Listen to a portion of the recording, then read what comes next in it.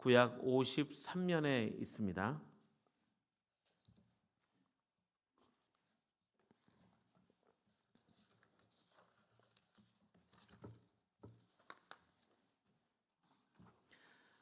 다 찾으신 줄 알고 하나님의 말씀을 교독하겠습니다. 하나님이 야곱에게 이르시되 일어나 베델로 올라가서 거기 거주하며 내가 내 형 에서의 낯을 피하여 도망하던 때에 내게 나타났던 하나님께 거기서 제단을 쌓으라 하신지라. 야곱이 이에 자기 집안 사람과 자기와 함께한 모든 자들에게 이르되 너희 중에 있는 이방 신상을 버리고 자신을 정결케 하고 너희들의 의복을 바꾸어 입으라. 우리가 일어나 베델로 올라가자. 내 환난 날에 내게 응답하시며 내가 가는 길에서 나와 함께 하신 하나님께 내가 거기서 제단을 쌓으려 하노라 하매 그들이 자기 손에 있는 모든 이방 신상들과 자기 위에 있는 귀고리들을 야곱에게 주는지라.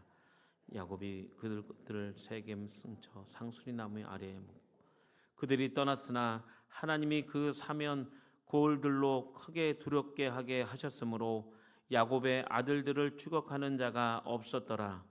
야곱과 그와 함께한 모든 사람이 가나안 땅 루스 곧 베델에 이르고 그가 거기서 제단을 쌓고 그곳을 엘 베델이라 불렀으니 이는 그의 형의 낯을 피할 때에 하나님이 거기서 그에게 나타나셨음이더라.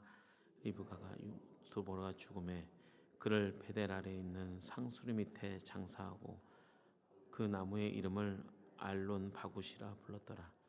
야곱이 바탄 아람에서 돌아오매 하나님이 다시 야곱에게 나타나사 그에게 복을 주시고 하나님이 그에게 이르시되 내 이름이 야곱이지만은 내 이름을 다시는 야곱이라 부르지 않겠고 이스라엘이 내 이름이 되리라 하시고 그가 그의 이름을 이스라엘이라 부르시고 하나님이 그에게 이르시되 나는 전능한 하나님이라 생육하며 번성하라.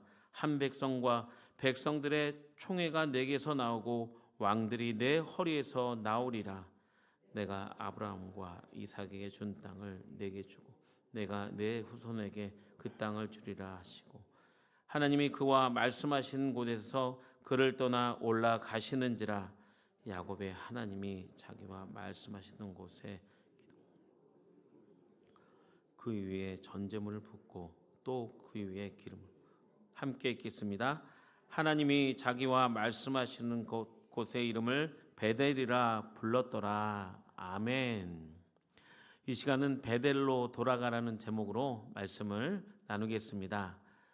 비바람이 부는 날씨에도 새벽 기도회로 하나님 앞에 나오신 여러분을 주님의 이름으로 축복합니다. 따뜻한 잠자리에 유혹을 뒤로하고 이 자리를 선택하신 여러분의 마음속에는 분명 하나님을 깊이 만나고 싶다는 간절한 마음이 있기 때문입니다. 오늘 본문에서도 인생의 큰 위기 앞에서 새벽같이 영적인 잠에서 깨어나야 했던 한 사람이 등장합니다. 바로 야곱입니다. 야곱의 삶을 전체적으로 간단히 요약하면 이렇습니다.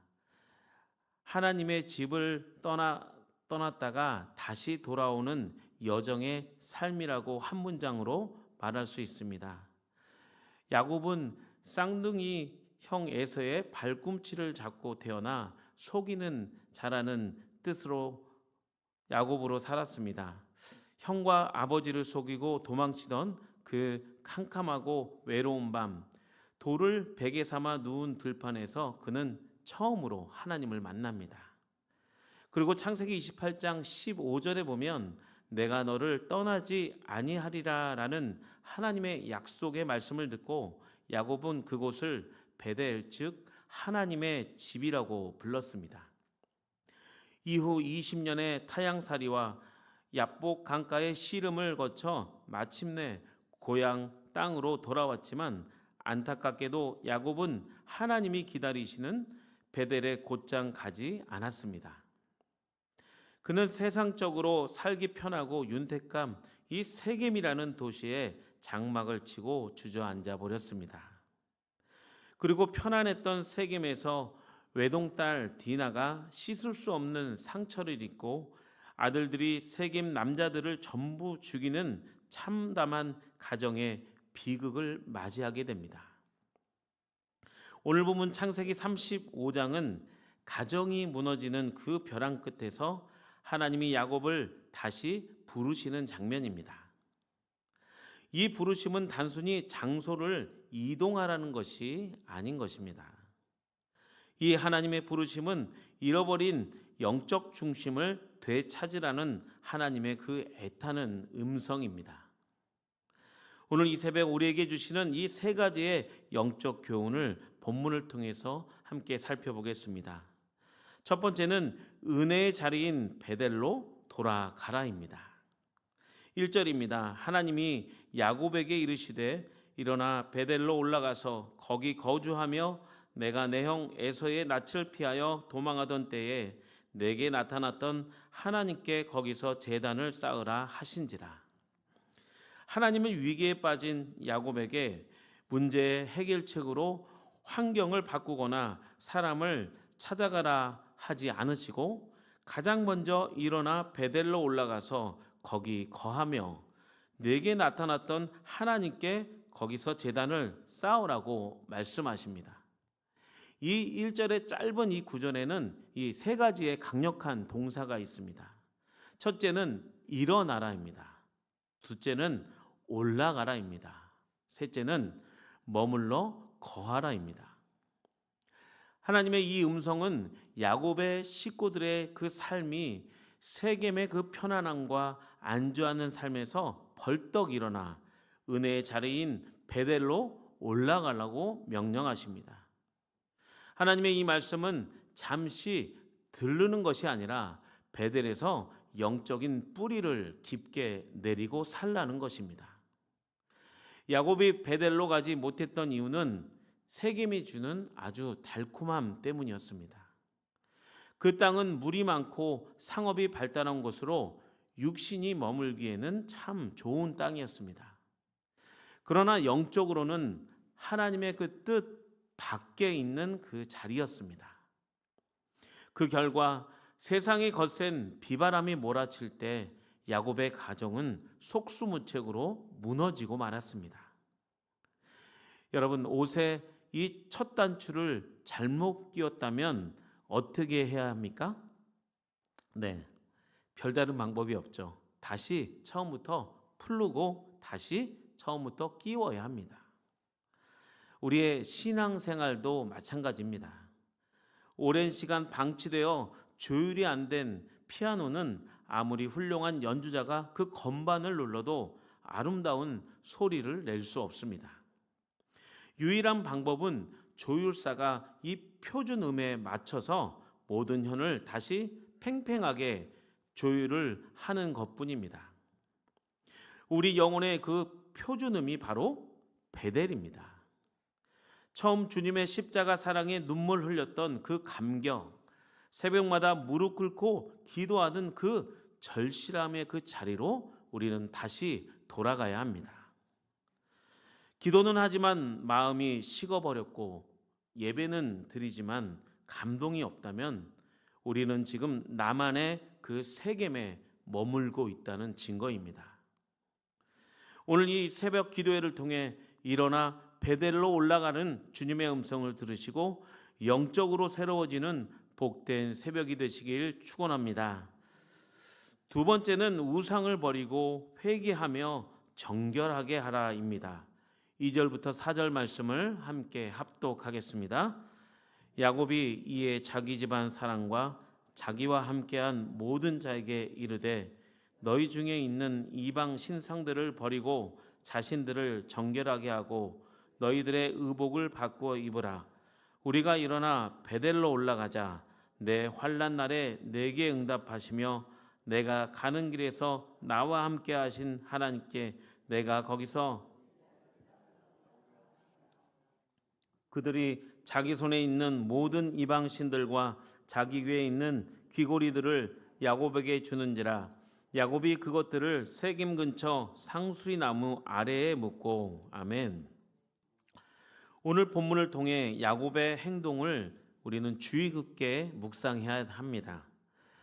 야곱이 베델로 돌아가기 위해서는 어떤 행동을 했습니까? 몸만 훌쩍 떠난다고 되는 것이 아닙니다. 야곱은 하나님의 말씀을 듣고 가족들에게 가장 먼저 이렇게 명령했습니다. 2절에 너희 중에 있는 이방 신상들을 버리고 자신을 정결하게 하고 의복을 바꾸라라고 말했습니다. 베델로 올라가기 전 반드시 거쳐야 할 관문입니다. 바로 내 안에 이 덕지덕지 붙어 있는 세상의 찌꺼기를 씻어내는 회개입니다.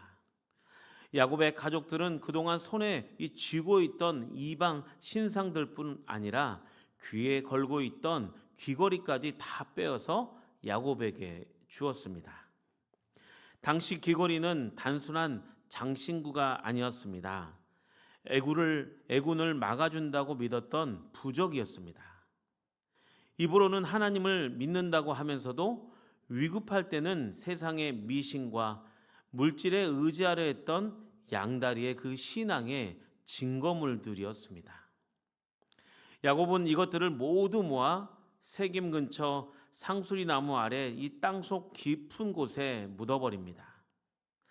땅에 이 묻었다는 것은 다시는 파내지 않겠다는 완전한 결별이자 십자가에 못 박는 그런 행위인 것입니다.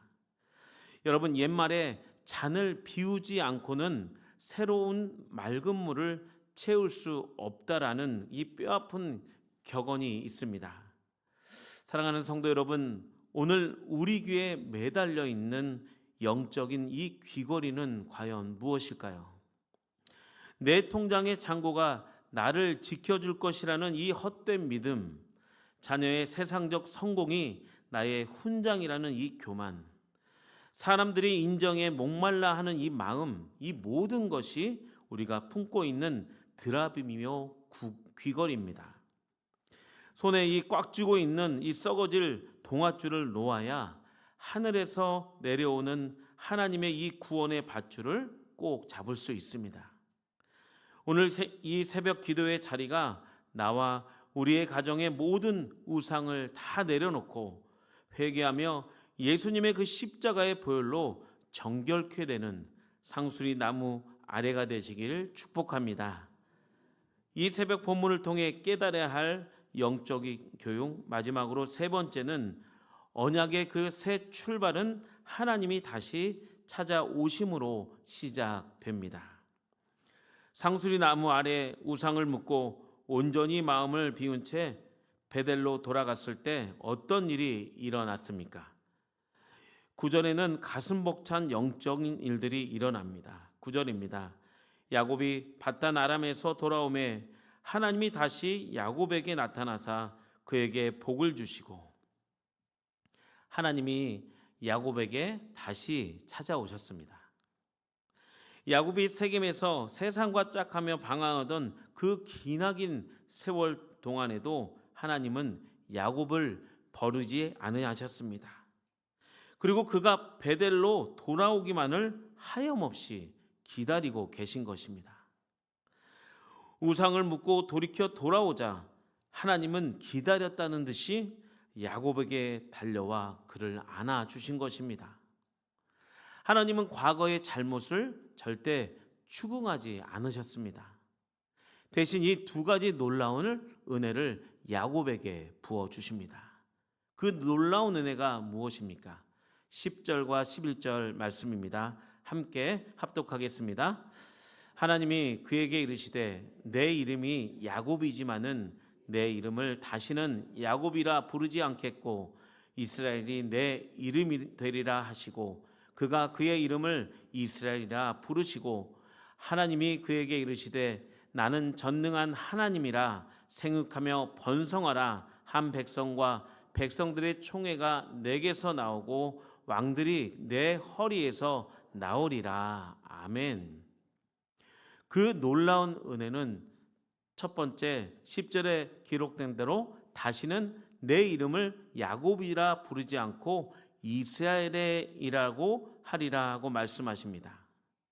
이 말씀은 이 과거의 이 부끄러운 신분을 덮고 이 승리자의 새 정체성을 부어 주시는 말씀입니다. 둘째 11절에는 나는 전능한 하나님이라 생육하고 번성하라 하시며 아브라함으로부터 이어진 이 온 위대한 이 축복의 언약을 다시 확인시켜 주십니다. 이 모습은 누가복음 15장에 탕자를 안아주시는 아버지의 모습과 정확하게 겹칩니다. 냄새나는 돼지 우리를 떠나 아버지의 집으로 돌아왔을 때 아버지는 아들을 꾸짖지 않고 가장 좋은 옷을 입히시고 손에 반지를 끼워 주셨습니다. 이것은 완전히 신분을 회복시켜 주신 상징입니다. 성 어거스틴은 그의 참회록에 우리에게 이렇게 고백했습니다. 오 주님, 당신은 우리를 당신을 향해 살도록 창조하셨으므로 우리가 당신 품에 돌아가 쉬기까지 우리 영혼에는 참된 평안이 없나이다. 그렇습니다. 하나님은 우리가 얼마나 멀리 방황했는지 또 얼마나 오랜 시간 지체했는지 계산하지 않으시는 분이십니다. 방향을 돌려 베델을 향해 한 걸음 내딛는 그 순간 전능하신 하나님께서 먼저 우리에게 달려와 우리를 꼭 안아주시고 우리에게 새 힘을 부어주시는 줄 믿습니다. 결국 야곱은 돌 기둥을 세우고 그 위에 기름을 부으며 다시는 이 은혜의 자리인 베델을 떠나지 않겠다고 결단합니다. 말씀을 정리하겠습니다. 야곱은 세겜에 무너진 그 현실 속에 하나님의 부르심이 있었고 또 이에 반응하여 상수리 나무 아래 이 철저한 회개와 정결함으로 마침내 베델에서 하나님의 다시 찾아오심과 회복의 새 이름 이스라엘로 거듭났습니다. 오늘 이 새벽 우리도 이제 상수리 나무 아래에 우리의 근심 걱정과 세상의 염려, 내 안에 숨은 우상들을 다 묻어버려야 합니다.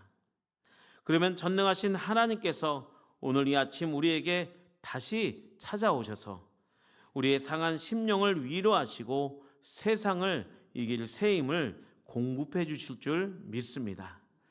이 예배의 자리가 여러분의 영원한 베델이 되시길 주님의 이름으로 축복합니다. 우리 함께 말씀을 붙잡고 이렇게 기도하기 원합니다. 하나님은 오늘 우리에게 일어나 올라가라 거하라고 말씀하십니다. 나를 두렵게 하는 재정의 문제, 자녀에 대한 인간적인 집착, 세상의 염려를 이 시간 십자가 밑에 다 내려놓기 원합니다. 그럴 때 우리 주님께서 오늘 이 아침 우리를 안아주시고 우리 가운데 새 영을 부어주실 것을 믿습니다. 우리 이 마음으로 함께 간절히 기도하겠습니다.